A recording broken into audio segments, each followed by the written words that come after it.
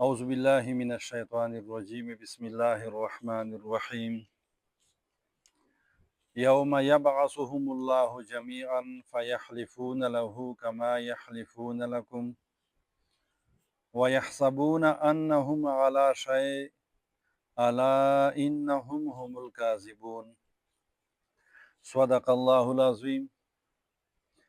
دی سورة المجادلہ آیت نمبر 18 مجھے تلاوت کو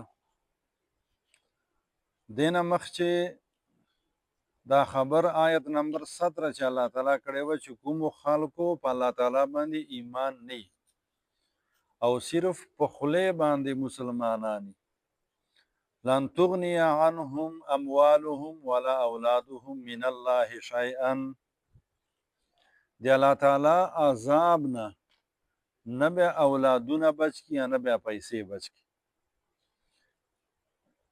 دی ایغه خلکو بدو خویانو چې یو بد خوی داو چې دوبه قسمونه کول. بیا که تاسې ته یادې موږ ویلي وو چې قسم په 3 قسمه ده. یو ده چې تور خبر نه له خولې دی نه له خولې نه دی وځي قسم په قرآن دې ته اعتبار نسته. او یو یمین منعقده و چې ته مستقبل چې وشي په بارې چې ووایې چې داسې کار به زه لا کوم لا بیا نه کوم. او یو یمین غموس و چې شطر ته پته چې دا کار دغسې و اته وایي چې داسې نه و. لا یو کار هغسې نه وي سلی اته وایي چې سلی و نو دې ډېره سخته ګناه وه. الله تعالی فرمایي چې دا خلک په قسمو کولو داسې عادتي سلي یوم یبعثهم الله جمیعا چې په کومې ورځې باندې الله تعالی دا ټول رچیږي فیحلفون له بیا به الله تعالی مخ ته دو قسمونه کوي کما یحلفون لکم لکه نن تاسې مخ ته دو هرې خبرې باندې قسم خوري. تاسې به بازی و یا به نو مشام یو حدیث ویله پیغمبر فرمایي صلی الله علیه وسلم چې داسې خلک به راشي چې ګواهي به یې له قسم نه مخکې یا قسم بیا له ګواهي نه مخکې یعنی گواهی ته به تیاری درواغزنې ته قسم ته به تیاری درواغزن ته دا به ولې چې دین سره بیا تعلق نه وي. قرآن باندې قسم کول الله تعالی نام باندې قسم کول دا به دته هسې یو ګپ ښکارېږي. نو الله تعالی فرمایي چې دو به دغسې کوي درواغزن قسمونه به کوي چې موږ خو داسې نه دي کړي ویحسبون انهم علی شیء دو به دا ګڼي چې دو په یوې خبرې باندې دي منې په ظاهره خو مو لمونځ کړی ده په ظاهره خو مو کلمه ویلې ده روزه خو مو نیولې ده حج خو مو کړی ده دو ته به جان په یوې کیسې باندې ښکاري چې موږ صحیح یو. الله تعالی فرمایي الا وایي پوه سو تاسې په دې خبرې باندې انهم هم الکاذبون دا درواغزن خلک دي. موږ تاسې ته نن سبق چې دا ده چې قسم به نه خورو په درواغه په رښتیا قسم به نه کوو درواغزن قسم به نه کوو. دا یوه بله خبر زیمن چې یاد اصله چې بعضې خلک وایي چې قرآن کول یعنی قسم کول نه په حقه ټیک ته نه په ناحقه ټیک ته. دا خبر غلطه ده.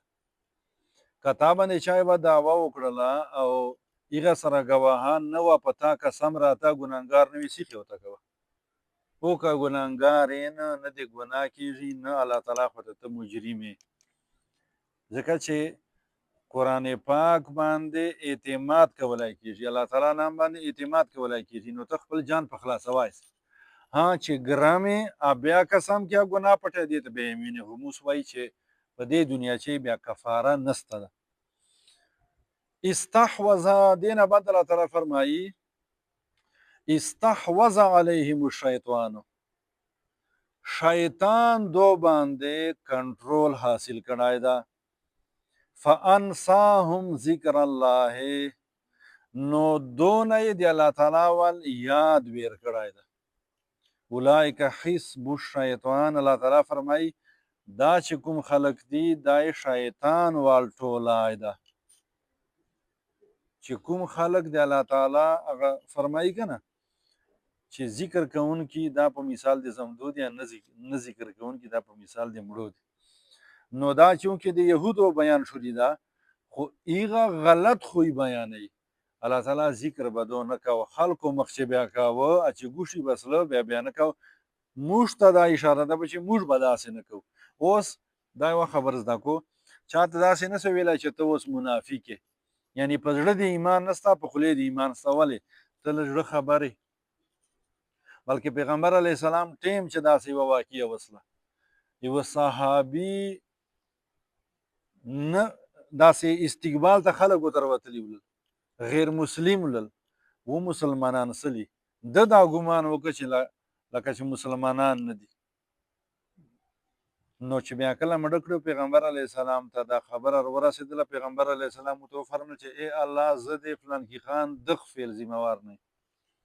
پیغمبر علیه السلام ورته وفرمایل چې ته وایې چې په زړه چې ایمان نه واسې په خولې یې ویله زړه دې چیرلی و زړه دې چیرولې څه مقصد یعنی تاسې موږ په دغه ظاهري الفاظو ذمهوار یو سړی وایي زه مسلمان یم بس دی اوس مسلمان ده چاته به داسې نه وایي. ها منافق عملي چې کوم کارونه به منافقانو کول موږ به هغسې نه کوو. هغه به څه کول هغه درواغ وایه چا سره واده وکړه بیا ترجیح مه رسوه امانت چې خیانت کوه او معمولي قدر چې چا سره دې کیسه داسې اړیږي سیخې به شکنجاګانې کوه و اذا اختصم فجره دا شکنجه چې دي دا منافقینو نقشه ده دا یې کمزوري سړي نقشه ده. الله تعالی فرمایي الا تاسې په دې خبرې پوه سو ان حزب شیطان چې د شیطان کوم انډیوالان دي هم الخاسرون دا نقصان چې کوونکي دي دا په خسارې چې دي. الله تعالی فرمایي ان الذين يحادون الله ورسوله بېشکه هغه خلک چې هغه د الله د رسول مخالفت مقصد ګرځولی ده اولئک فی الاذلین دا خلک دي چې دا به ډېر ذلیل ترین خلک ذلیل ترین ترجمه مې وکړله د سکول والزنکي په پیژ وایي دا سوپرلیټیو ډیګري ده معنی یو شی چې ته بیانوې که نه ښه غټواله لا ښه او داسې و لفظ سره چې بیانوي چې بیا بل لفظ داسې نه وي چې دا معنی ورنه ادا کېږي. به هغه لپاره دا الاذلین لفظ استعمال سوی ده. څه مقصد ده چې د الله تعالی رسول مخالفت څوک کوي موږ تاسې په خولې نه کوو داسې خو کار یو هغسې نه کوو لکه وایي که نه چې الله منو رسول منو خو کیسې نه منو موږ دا عادت جوړ سوی ده منې لمانځونه کوو هر شی کوو خو چې کوم حکمونه دي درواغ مه وایه غیبت مه کوه چا حق مه خوره چا باندې څه شی ورتړمه چې پته نه وي ترته نو دا شیان موږ کوو موږ به کوشش کوو چې دا شیان نه وکړو. اللهم امین.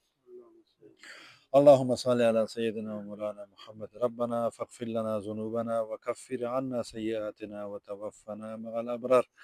یا الله کومه ترجمه تفسیر مو وکړه خپل لوی دربار عالیه چې قبول منظور کړي. یا الله ټول مردگانو پسې موږ ثوابونه بخښو عالمي اسلام خصوصا د حاضرینو یا الله کوم مردگان سلی دي یا الله روحونه په خوشحال کړي. یا الله خپل رحم کرم فضل موافق معاملات دو سره موږ سره وکړي. یا الله اچانک حوادثاتو نه الله جو کشالونه یا الله ته محفوظ کړي. اخیره خاتمه په ایمان کې وصلی